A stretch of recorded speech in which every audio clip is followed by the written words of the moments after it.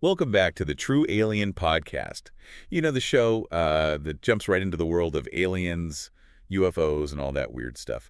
I'm Adrian Smith, your host. And I'm Julia Jones, ready to be your guide through today's alien investigation. Yeah, get those tinfoil hats ready because today we're diving into a story that's been kind of hidden for decades.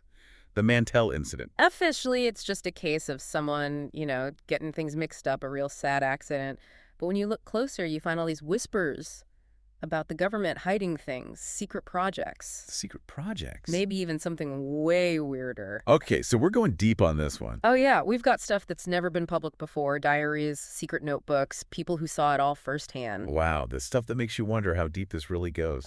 And hey, if you like what you hear, hit that rate button and follow the show. Absolutely. All right, let's set the scene. 1948 Kentucky. We've got Captain Thomas Mantell, a decorated pilot. He's chasing this strange thing in the sky. A strange object. Calls back to base, talks about seeing something he's never seen before.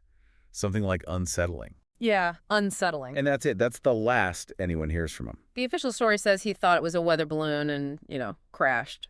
Tragic. All right, tragic accident. But what we're going to look at today suggests something a lot more complicated and honestly a lot creepier. Okay, so before we get into the really crazy stuff, let's meet the main players here. First up, we've got Jack Lucky McGuire. He was a mechanic at the Kentucky base, knew Mantell personally, and says he saw the whole thing. He did. Now, Lucky's stories, well, they're legendary, usually involve a bit of whiskey. Right. A little whiskey. And, he likes to make things exciting. But even if you take it with a grain of salt, what he says about that day is chilling. Yeah. He said the sky cracked open like a damn egg. Mm-hmm. I don't think that's your average weather balloon. No, definitely not. Then there's Zara Nichols. She's a historian, and she found a whole bunch of hidden history.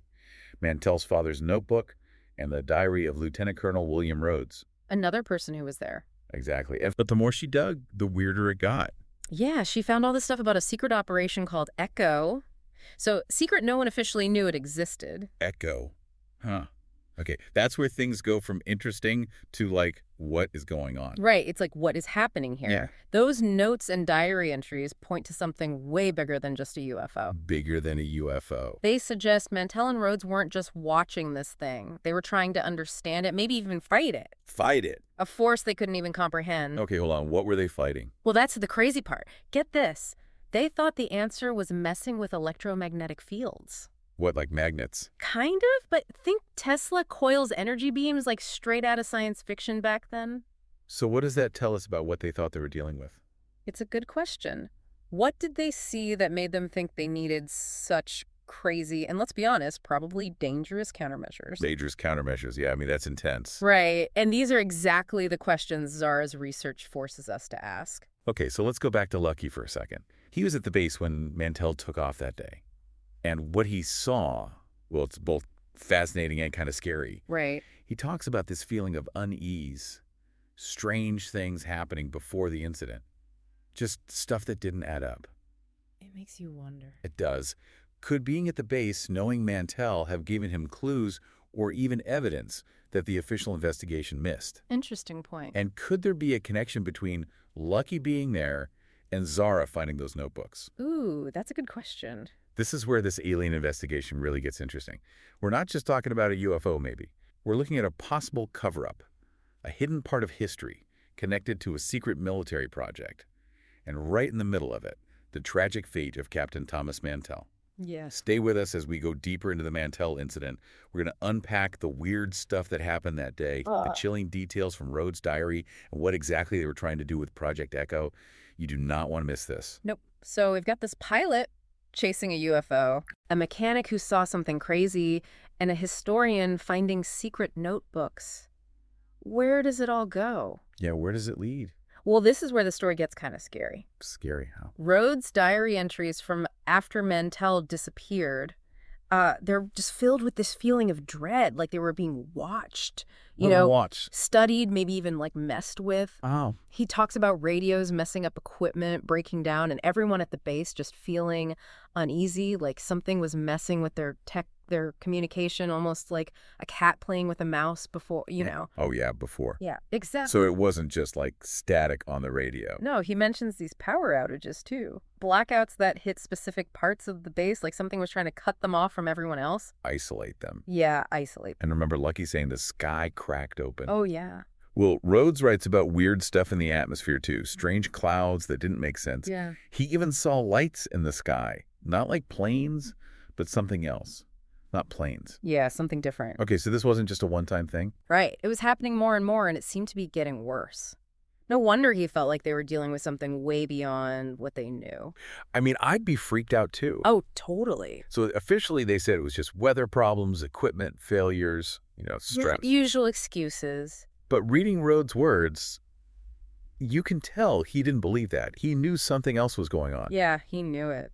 Okay, so back to Project Echo. What was it about these things that made them think messing with electromagnetism was the answer? It's a great question. Did they see something? Did Mantell tell them something in those last transmissions? Yeah, what did they see? This is where the information gets fuzzy, all those secrets and time passing.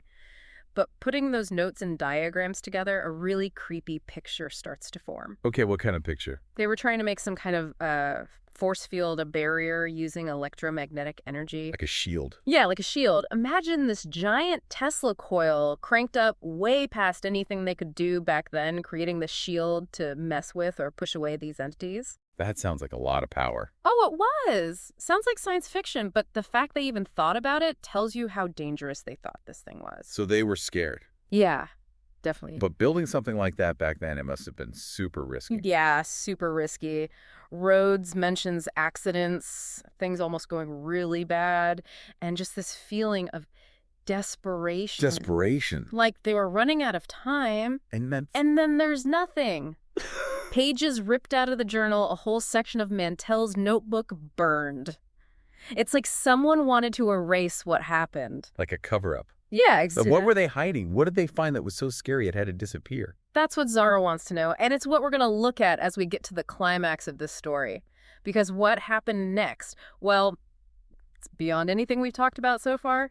Get ready. This is where the alien investigation gets real. Real. Okay, so we left off with those missing pages, right? The burned parts, like something really bad went down. Yeah, and trust me, what we're about to uncover is the kind of stuff that'll make you check under the bed at night. Okay, I'm a little scared. Okay. So picture this. Zara, Lucky, and Anya, they take everything they learned from those notes and decide to take a chance. A chance.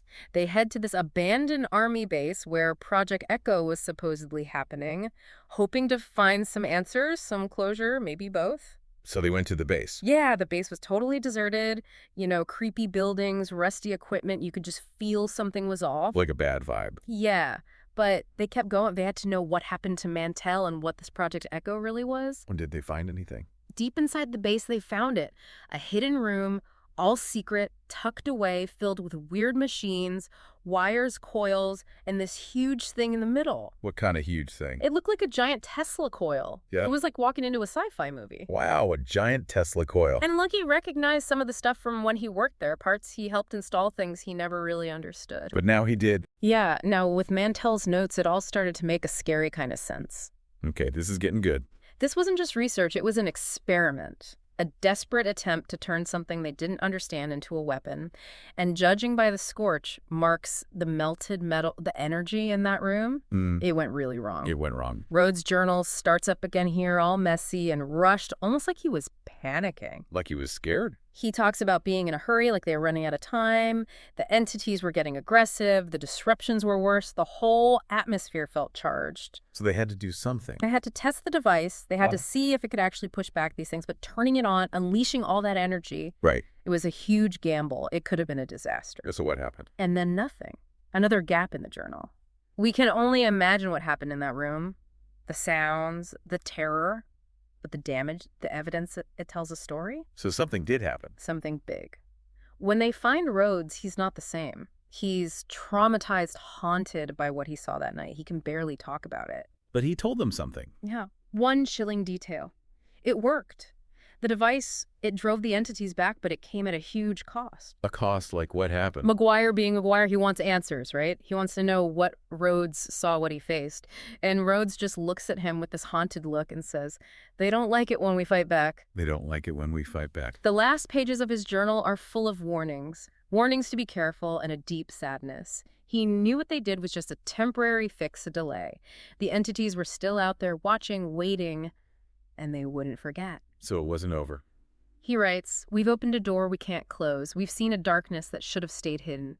And now we have to live with what we've done." Wow. So what do we have? A creepy story about a secret project, a desperate fight, and a win that feels more like a loss. The Mantell incident wasn't just some UFO sighting. It was a turning point when humanity stumbled onto something we weren't ready for. Something we weren't ready for. The fight, like Rhodes said, isn't in the sky. It's in the spaces we don't understand, between what we know and the vast unknown. And the question we're left with is what happens when we push too far? What happens when we pick a fight we can't win? So we're left with more questions than answers. This alien investigation doesn't have neat answers or happy endings. It gives us more questions than we started with. But maybe that's the point. To make us think, to make us wonder, to make us look at the night sky with a mix of awe and fear. Yeah, The truth is out there, but sometimes the truth is scarier than we can handle. that's for sure. Thanks for joining us on the True Alien Podcast. We'll be back next week with another dive into the unexplained. Until then, keep your eyes open, your minds curious, and maybe keep a nightlight on. Good advice. See you all next week.